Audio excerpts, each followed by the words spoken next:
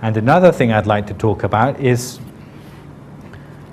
how we describe what we call the world in Buddhism. Normally in Western culture, if we describe the world, then we just think of the natural environment, the forests, the lakes, trees. We think of the world as being something which is inorganic. You know, the planet is a big rock which we all live on, and maybe if we destroy the environment, then maybe it gets more difficult to live on. But in Buddhism, we see the world on 3 different levels. The same word, world, actually is used to describe 3 different things. And if you look at these, then we can see that when we talk about world compared to the Western idea of the world, then also one of the meanings of the word world also means our environment around us. So anything from our skin outwards, we would call the world on the level of location, okay? So within that world, everything beyond our skin outwards, whether it's the cosmos, the mountains, the lakes, wild animals, abundance of fruit growing on the trees, this is all the world on the most distant level. And the environment, this world of location, normally should be in a very good state. A state where food is abundant enough for everyone to have enough to eat, where the seasons are amenable to harvest. It's not too hot, it's not too cold, you're not ravaged by storms, where you don't have dangers from earthquakes or volcanoes. This would be an example of the natural environment as it ought to be. But yet, within this, sometimes we come across blights on the natural environment which make it more difficult for us to survive. For example, pollution, natural disasters, droughts, famines, even things like locusts. When these things happen, it's like a blight on the face of the environment, which makes it more difficult for us to live in the world and to do good deeds as we would like to. Okay? So if you're talking about the world on the largest level, the level of location, then you have the natural environment and you have problems in the natural environment. If we were environmentalists, we would say problems in the natural environment, you know, if there's pollution, then get rid of the pollution. Preserve the rainforests. Capture those who kill whales. Put them in prison. But in Buddhism, we see this as a particular sphere of existence which has its own rules, which may be good or bad, okay? Exactly why it's like that, we'll come back to it in a moment. One step further in, we've got the world of our own lifestyle. And on this level, our connection with the world is also like a world of our own, okay? So our normal dealings with the world in the ideal situation is that as human beings we do our proper duties towards the rest of the world. This is like a world of our own, an individual world. And as a result of this, as a result of having a lifestyle where we managed to do all our duties as a human being in a proper way, then the world may be good to us, easy for us to survive in. However, if we fail to do our duties properly, if we are not a good example of a human being, then our individual world may cave in on itself, so that we find it difficult even to get by in the world anymore. So for example, supposing you're a student, if you study hard, then normally the world is going to be good to you. If you are living a family life and you take good care of your family, bring up your children properly, then the world treats you right as well. But supposing you're supposed to look after your family and you neglect even your own children so they grow up with a negative outlook on the world, then it's as if you have faults in this world, your personal world of yours. You're no longer dealing with the world in the right way. So it's as if you have blights happening in your individual life. If you go one layer deeper, then there's also another meaning of the word world. But this is world on the level of our mental quality. This is the world which is a private world of our own. Other people don't know about it. But within us, we will probably know about it very well. Most people who don't meditate don't know much about this level of their individual world at all, because they've never seen their own mind, they never understand the concept of what it is to have a mind of good quality or bad quality.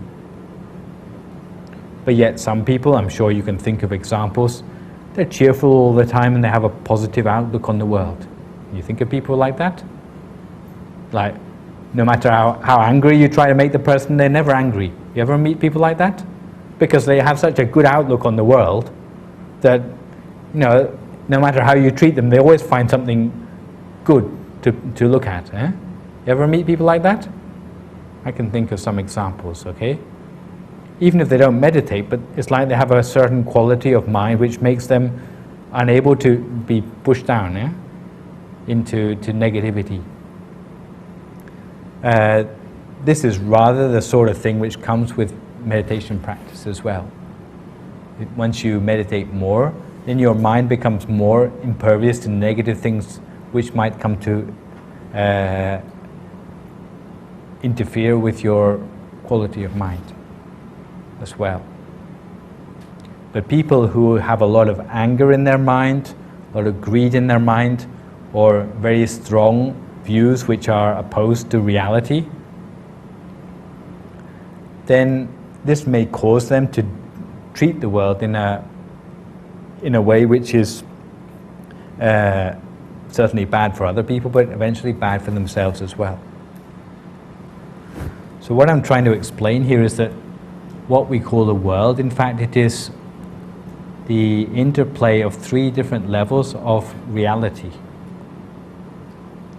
In Buddhism, we say that what goes on in our mind, the quality of our mind, especially the effect which what we call defilements or impurities in the mind can have on the world, is the most important factor, more important than the rubbish accumulating in the environment. This is not the root cause of problems, either in the level of our lifestyle or in the level of the environment. But you have to trace it back to what's happening in people's minds. We make a connection where perhaps in monotheistic religions or in humanism they would not make a connection.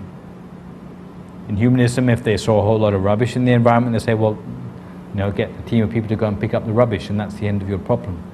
But in Buddhism, we would look deeper than that. We say, who threw the rubbish there in the first place? Why don't they love their environment more than to treat the environment with such disrespect?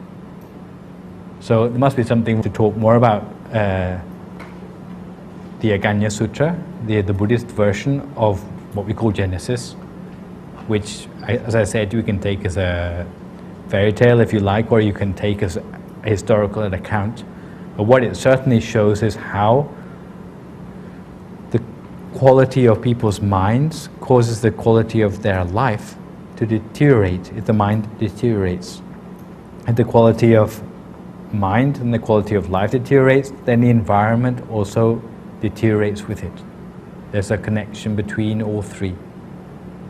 And if we understand how this connection is made, we start to see how we behave is such an important factor. Not just changing ourselves, but changing everything in the world. So it's not just selfish, to do our meditation, to run away from the world for a month. It's not we are escaping from the world or turning our back on the world, but we believe that we can really change the world by changing something deep inside ourselves. This is where we can get to the root causes of things. Maybe we're not changing the minds of people throughout the world, okay? But certainly we are making a difference, at least to where we can make the most difference with ourselves first of all. And once we can do that, this creates a vibration which will spread to other people. But if no one takes the time out to start to get rid of the root causes of the mind which are happening here, then you can give up any hope of ever changing anything in the other levels of the world. So if you ask why we're here, why we're giving time to mental practice, cultivation, then it's not just on a very small or individual level that this will make a change, but it has ramifications which extend much further than that. But exactly how, we'll talk more about that tomorrow. I'll tell you the legend in the Aganya Sutra, and we'll see how all of these things fit together. And then maybe you can see where we are in history now, and you see more clearly why things are happening like they are in the world today.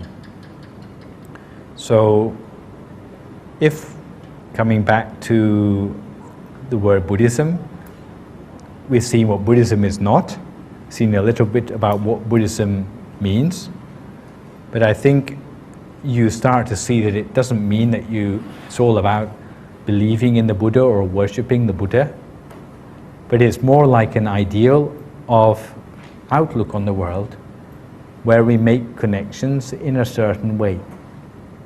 Connections, sometimes which we call law of karma, connections between levels of existence which maybe other religious traditions might ignore. It's not something which belongs to people 2,500 years ago. It's something which is equally relevant in the present day. And if you can learn from these things, even though you might not call yourself a Buddhist, but certainly you are starting to benefit from Buddhism. And if you can understand enough to do that, then I would say that this Buddhist concepts course is worthwhile for you. Okay? So it's not the idea of putting a label on yourself, but it's the idea to learn from the sort of connections which we make in Buddhism.